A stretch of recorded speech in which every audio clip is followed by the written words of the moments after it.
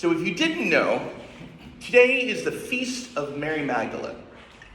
Now, lest Pope Gregory deceive us, she was not a prostitute, and she was not necessarily the woman who washed Jesus' feet. She was supposedly had 7 demons cast out of her, but she was someone who was with Jesus all the time and the first to witness the resurrection. Unfortunately, I couldn't resist preaching about Judith. But this is the day for the powerful women of God. So, yes. Have you read Judith? Anyone? No? That's okay. I did not expect that you had. Judith is in the Apocrypha, which are what we call the in-between times, if you will.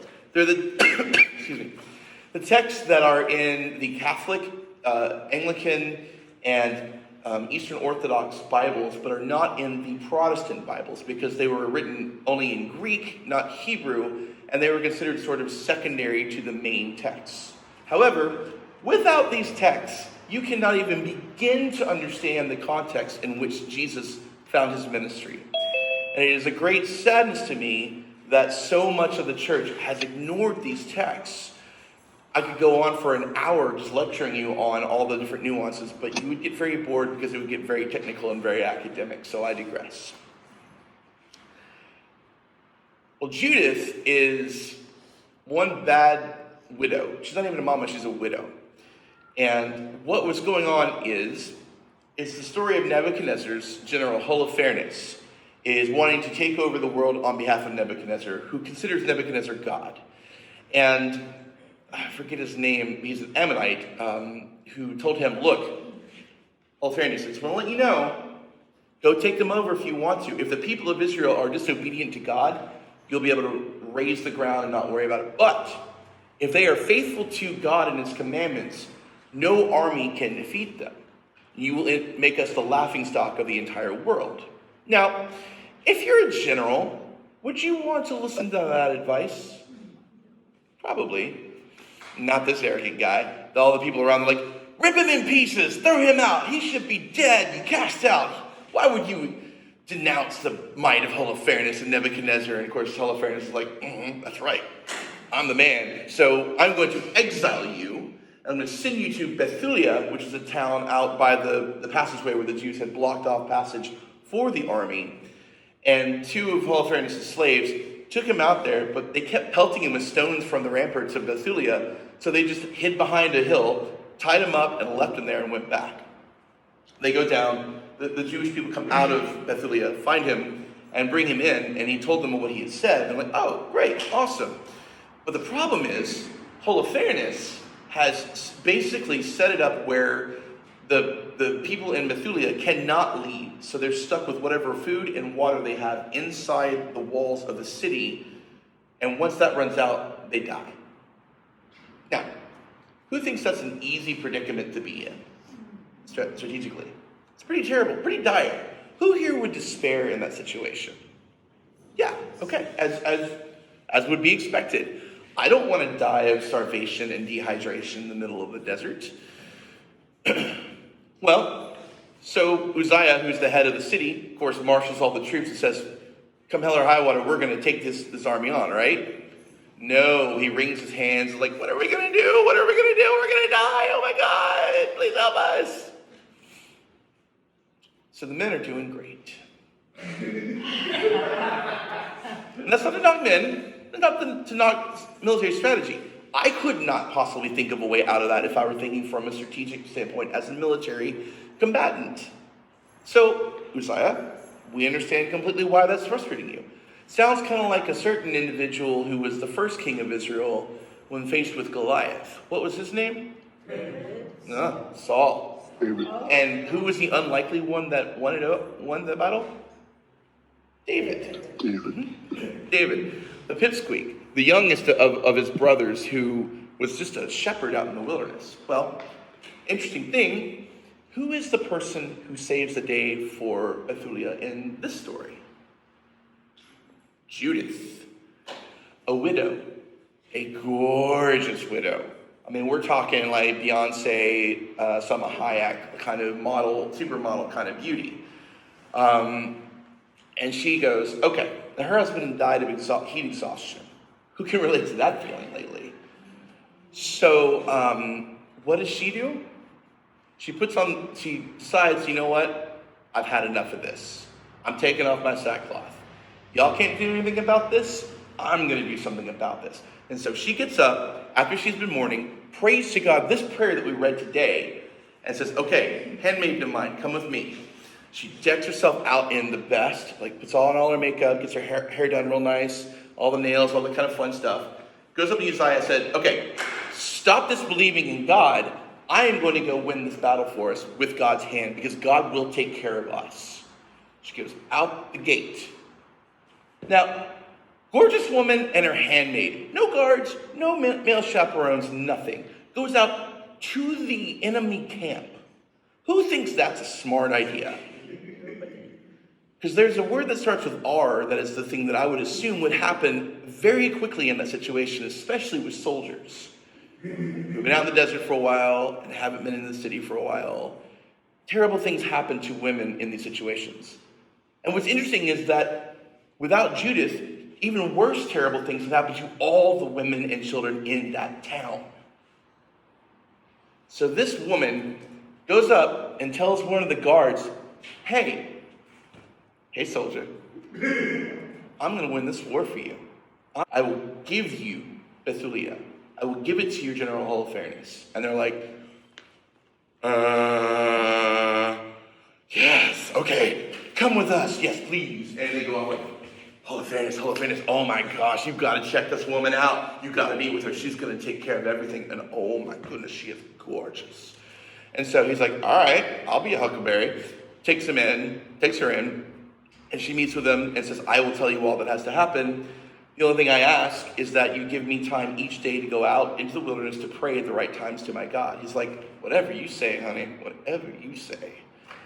3 days of this goes on. Finally, Hall of Fairness and his assistant are talking. The assistant is like, hey man, it's been 3 days. You got to try to seduce her or else you're going to be the laughing stock. And so he's like, all right, bring her to my tent. Let's have a feast. Let's have a party.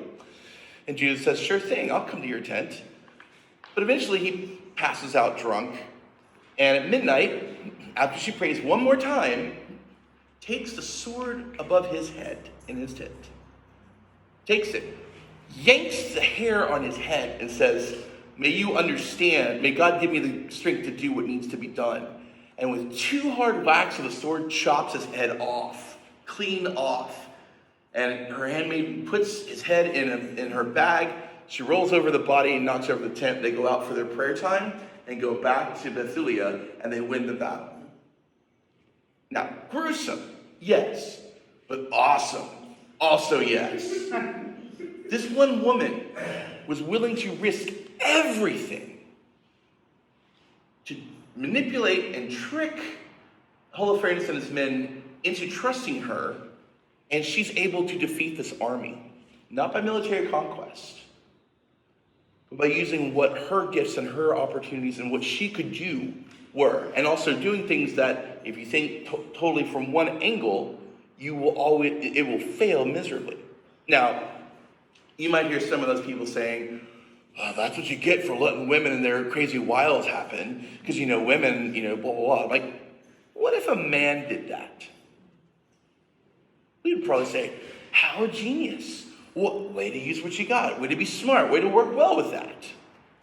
But we don't give that same dignity and that same respect to women in this situation. How many times in ancient history and modern history have women had to deal with things that are untenable and make up for what we boys in our best of intents at times mess up? Well, that's what I like about the story of both Judith and Mary Magdalene. Because again, the disciples, they're up in the upper room, scared out of their minds. And no one could blame them for that. I would not blame them for that. I would be scared too. But it's Mary who goes to the tomb, finds the risen Christ, doesn't realize it because he thinks he's the gardener, and is the one who has the courage to go take care of these things. Now, You're probably going, oh, okay, Jeff, you're stepping really into some really difficult, squirmy territory when it comes to gender dynamics in society and power dynamics in society. What if, instead of the either-or approach, we thought, what does it take to figure out what it is that we can do together? That if we only think of things in one way, we miss out on so many opportunities. And what if 51% of the voices in the world never get the opportunity to speak up by virtue of birth? Look at the world. There's a lot that could be changed if we actually gave equal voice and equal perspective and equal opportunity to everyone at the table. After all, time and time again, without both of us, we don't get done what needs to be done. What's interesting is that straight out of Scripture. So, as we continue this process of reimagining St. Anne's life together, what is the lesson we can learn from this? Well, maybe not go and chop a guy's head off who is problematic. Not always the best thing to do. Tempting as it may be sometimes, but no, I'm kidding. But what are ways in which seeing things from a different perspective, listening to voices that are not often heard, that we will get the keys to help us find new ways to open our horizons, open our opportunities, and do more than we could on our own. Because again, God, as according to Judith, is defender of the helpless, defender of the oppressed, the one who cares for his own. And this tiny little city, Bethulia, in the middle of nowhere, overcomes the general of Nebuchadnezzar because one woman and her handmaiden decided, we're going to risk everything and do what has to be done because we cannot win this by the standards that these two groups are making. And recognize that we are called to have that courage and trust in God to do what it is we need to do. Hopefully a lot less brutal, a lot less violent, a lot less treacherous, but nonetheless the important story of who are we not listening to? What might we need to do that we're not doing that will actually do more than we could do than what we think is the right way to do things? It's a very wordy, confusing way of saying it. Like, how do we reimagine this so that we can do more than we could otherwise? And also, thank you, women, for who you are, what you do, and what you mean, and what it means to have the opportunity to continue to give more voice to everyone so that the table is truly equal. Amen.